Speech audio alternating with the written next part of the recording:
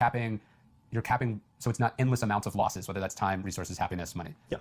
And I always try to cultivate walkaway power with my own projects. How do you do that? I'll explain or try to explain why I think it's important first. If I feel like I have to do something, you lose your optionality. Yeah. Right? And furthermore, you begin to make decisions out of fear or guilt, which in my experience almost always turn out poorly. Yeah. Similar if you're making decisions out of prestige, can turn out very poorly. I think I borrowed that from Maria Popova and what she said once on the podcast. But cultivating walkaway power is a function for me of revisiting how little you actually need frequently. Yep. This is Seneca. Yeah, Seneca, not Timor's paupers' huts, but I'll set aside a certain number of days each month or whatever it is to get by with the scantest or scantiest, I always mess that up, affair. But practicing periods of poverty or it's like being okay with the rock bottom. Yeah, making do. I just did this last week. I'm making do for a while with just like instant coffee and like oatmeal in a bag that you cook with boiling water. Yeah. And everything's great.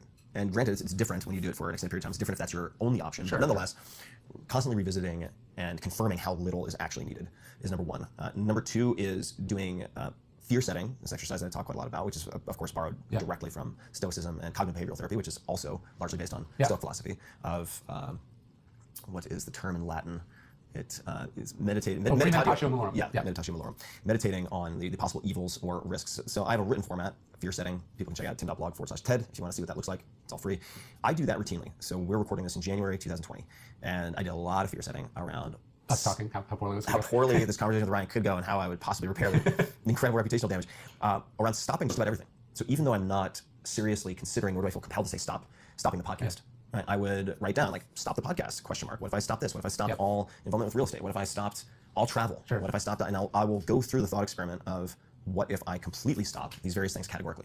And when you run through the kind of so what for each of those, ultimately you realize you're going to be fucking fine with all of them. Sure. And to that extent, I think that making good decisions is often negotiating with yourself, and that the person you want to have win that negotiation, and this is advice I got a long time ago, is the person who cares the least. And that's not a value judgment. But if you have two people negotiating against each other, and one feels like they have to do the deal, and the other person has 20 different BATNAs, right, best alternative to negotiated agreement, and they don't give two shits whether the deal happens or not, or at the very least, they're very comfortable walking away.